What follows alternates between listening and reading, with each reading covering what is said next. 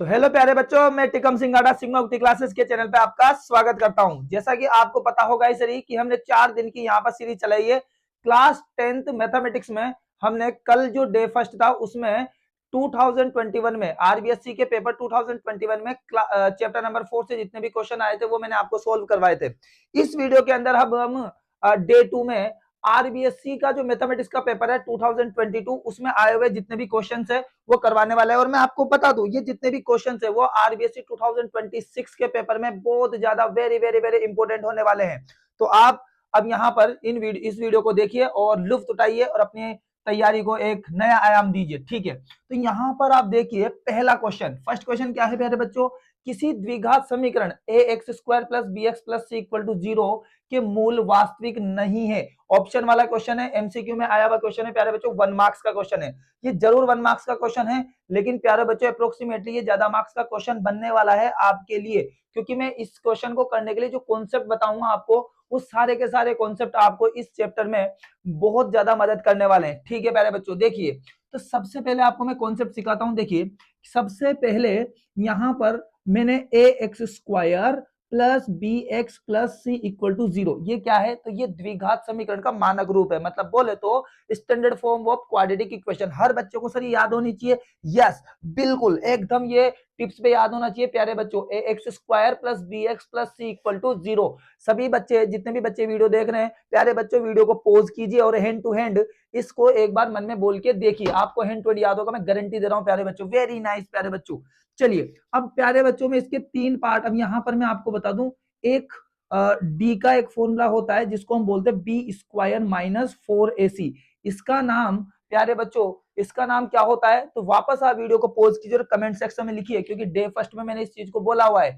अब मैं आपको बताता हूं, इसका मतलब होता है विविक्तर। क्या होता है प्यारे बच्चों, विविक्तर। विविक्तर इसको हम बोलते हैं प्यारे बच्चों, यानी कि इंग्लिश में ये होता है आपका डिस्क्रिमिनेंट। क्या होता है प्यारे बच्चों, डिस्क्रिमिनेंट इसको हम बोलते हैं। तो आप इस चीज को ध्यान रखें, बी स्क्वायर माइनस 4ac। अच्छा सर ये क्या करता है, तो इसके मैं यहां पर आपके 3 पार्ट करने वाला हूं प्यारे बच्चों, इस चीज को समझे। देखिए b square minus 4ac, b square minus 4ac के यहाँ पर हम 3 पार्ट कर सकते हैं। मतलब मैं ये कहना चाहता हूं कि बी स्क्वायर माइनस 4ac प्यारे बच्चों या तो पॉजिटिव हो सकता है, या 0 हो सकता है, या नेगेटिव हो सकता है। बहुत सिंपल सी बात है प्यारे बच्चों, कोई भी जो नंबर है वो उसके 3 ही तो पार्ट हो सकते हैं, या तो वो पॉजिटिव होगा, या वो नेगेटिव होगा, या फिर वो क्या होगा, 0 होगा। तो मैंने कहा भाई साहब b square minus 4ac, b square minus 4ac अगर पॉजिटिव हो तो पॉजिटिव को लिखने का तरीका है कि बी स्क्वायर माइनस 4ac बड़ा है, ग्रेटर देन 0, इसको बोलते हैं पॉजिटिव। और बी स्क्वायर माइनस 4ac का वैल्यू क्या हो, 0।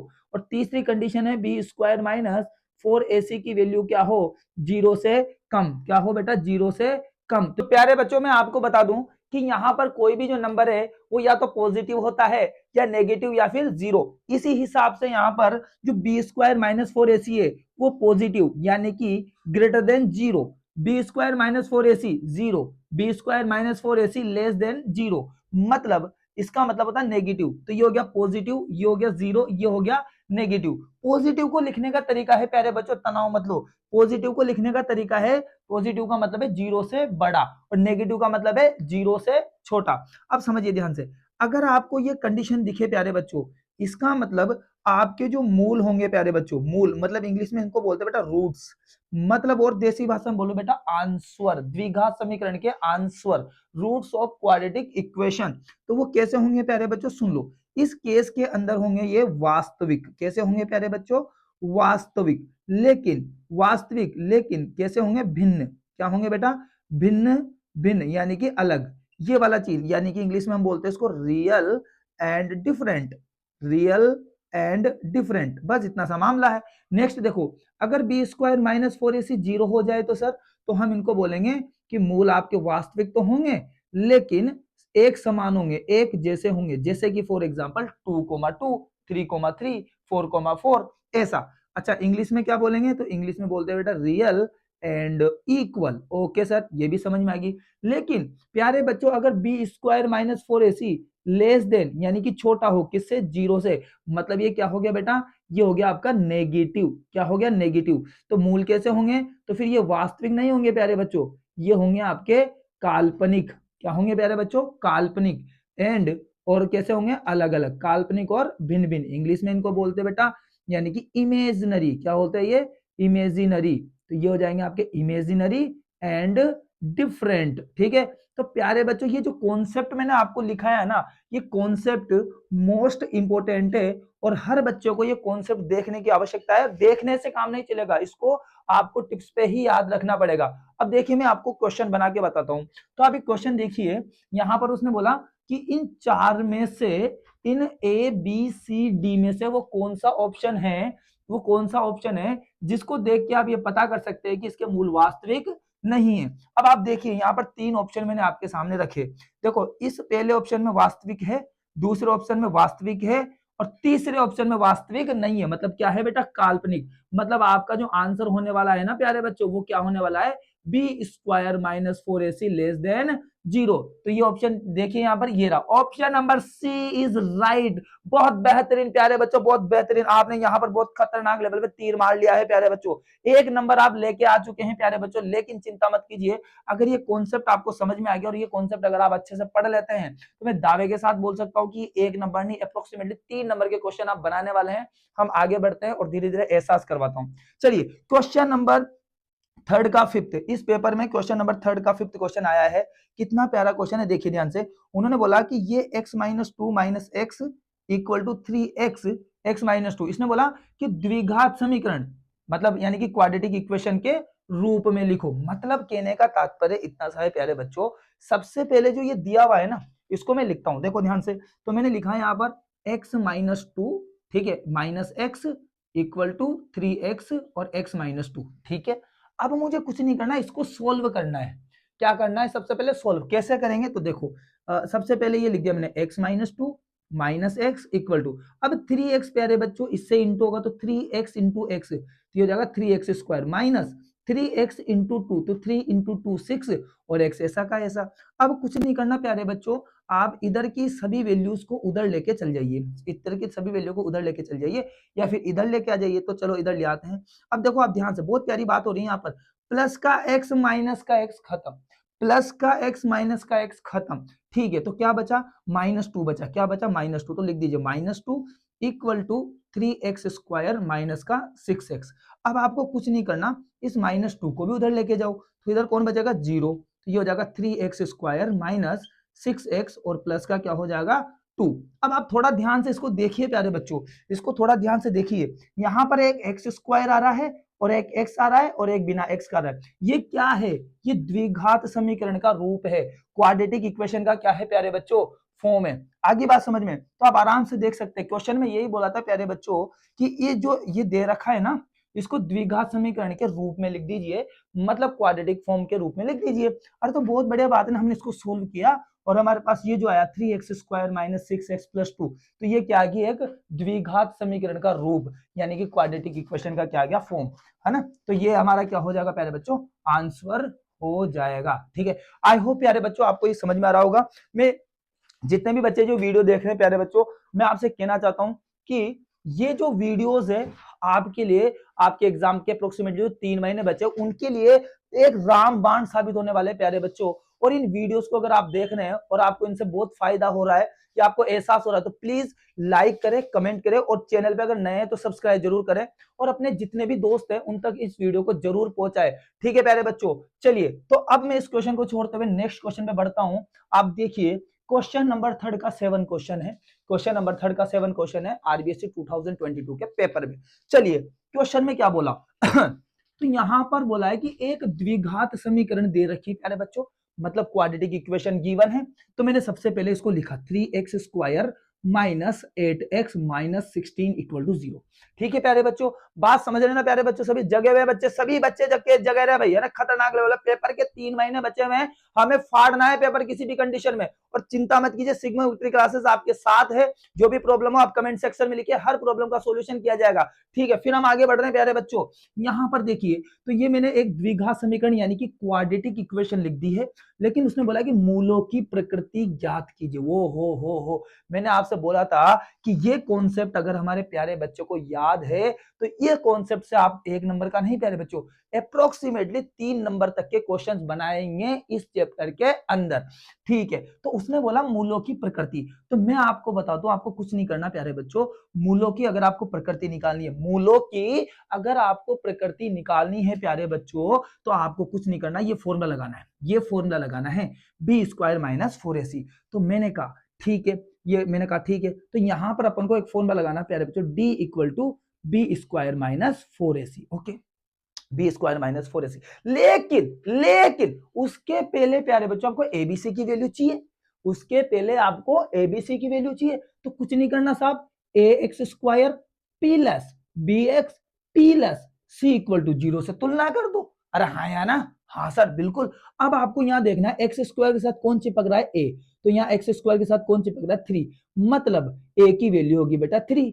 यहाँ एक्स के साथ कौन है, बी, यहाँ एक्स के साथ कौन है, -8 बेटा, -8 है रे यार, बी की वैल्यू -8। सी बेटा सिंगल है, इधर कौन है सिंगल, -16, तो सी इक्वल टू हो गया -16। ओके सर, अब क्या करें बेटा, वैल्यू पुटिंग कर। सर क्या करें बेटा, वैल्यू पुटिंग कर, आजा। तो डी इक्वल टू बी की जगह क्या है, -8 लिख दो भैया, -8 का स्क्वायर -4 इंटू ए दिख रहा है बबुआ, हाँ सर 3 है, सी दिख रहा है बबुआ, हाँ -16 है। अब देखो भैया, अब देखो भैया, माइनस का स्क्वायर प्लस माइनस का स्क्वायर प्लस और 8 का स्क्वायर कितना होगा बेटा, 64।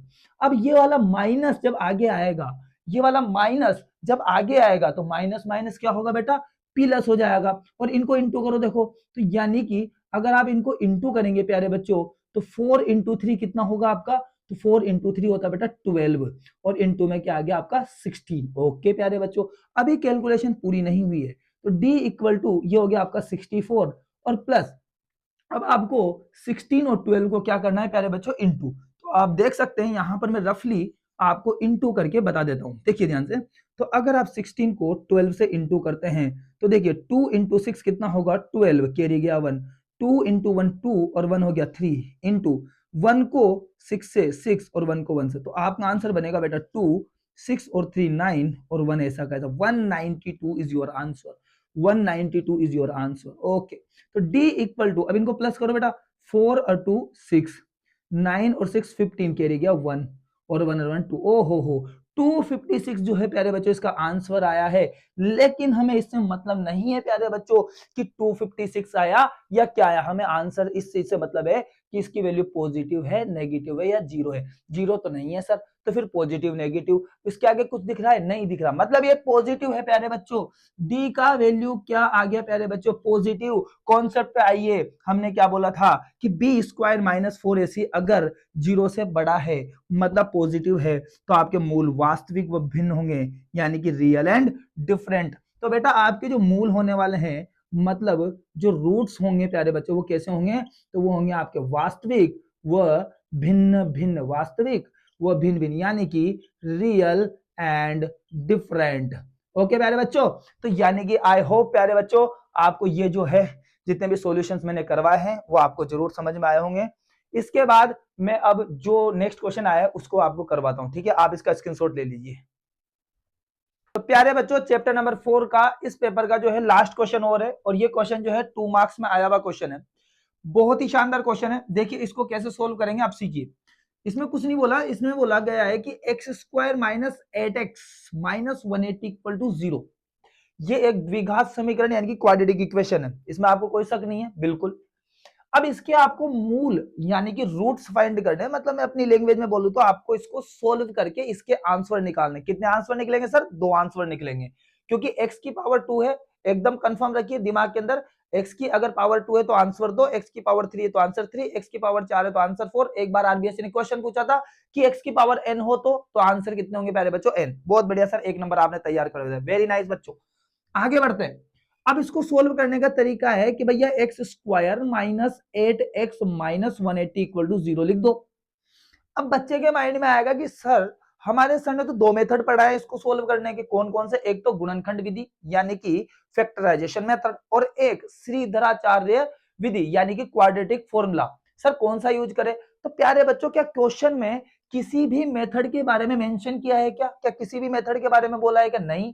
तो इसका मतलब है कि आपका जो मन हो उस मेथड से आप इसको सोल्व कर सकते हैं, लेकिन फिर भी मैं चाहूंगा कि आप श्रीधराचार्य मेथड यानी कि क्वाड्रेटिक फॉर्मूला यूज करें तो ज्यादा बेटर है, क्योंकि उससे आंसर आने के जो चांसेस है वो बहुत ज्यादा है, गलती होने के चांसेस कम है। और चाहते तो हम यही है, क्योंकि पेपर में प्रेशर रहता है, तो हम चाहते हैं कि उस मेथड का इस्तेमाल करें जो बहुत जल्दी और बहुत इजी स्टेप के अंदर हमें आंसर दे। ओके प्यारे बच्चों, तो इसके लिए आपको क्या करना है, देखिए सबसे पहले आप इसके कंपेरिजन करेंगे ax square plus bx plus c equal to 0। इसके बाद आप यहां से देखेंगे कि एक्स स्क्वायर के आगे कुछ नहीं तो अपने मन से 1 लगाइए। जैसे यहाँ एक्स स्क्वायर के आगे a है तो यहाँ पर एक्स स्क्वायर के आगे क्या है, a 1, तो यानी कि a की वैल्यू हो जाएगी बेटा 1। यहां से b की वैल्यू क्या हो जाएगी, देख सकते हैं आप, यहाँ x के आगे क्या है -8, c की वैल्यू पीछे सिंगल कौन है 180, तो ये हो जाएगा 180। यस और नॉट? ओके। अब आपको यहां पर श्रीधराचार्य विधि, श्री मैं लिख देता हूं धराचार्य, श्रीधराचार्य विधि का इस्तेमाल करना है, श्रीधराचार्य विधि, और इसको इंग्लिश में हम बोलते हैं quadratic formula, quadratic formula. Okay, तो ये होता है हमारा क्वाड्रेटिक फॉर्मूला। ओके, अब आपको मैं बता दूं ये वेरी वेरी इंपॉर्टेंट है प्यारे बच्चों, आरबीएससी 2016 के लिए भी वेरी वेरी इंपॉर्टेंट है। इससे क्वेश्चन आता ही है, कुछ भी कर लो, एमसीक्यू में डायरेक्ट पूछता है बहुत सी बार, तो ये वेरी वेरी इंपॉर्टेंट है, याद कर ले इसको। क्या होता है तो मैं आपको लिखाता हूं यहाँ पर, x equal to minus B plus minus root के अंदर बी स्क्वायर माइनस 4ac, और अपोन में क्या होगा प्यारे बच्चों, 2a।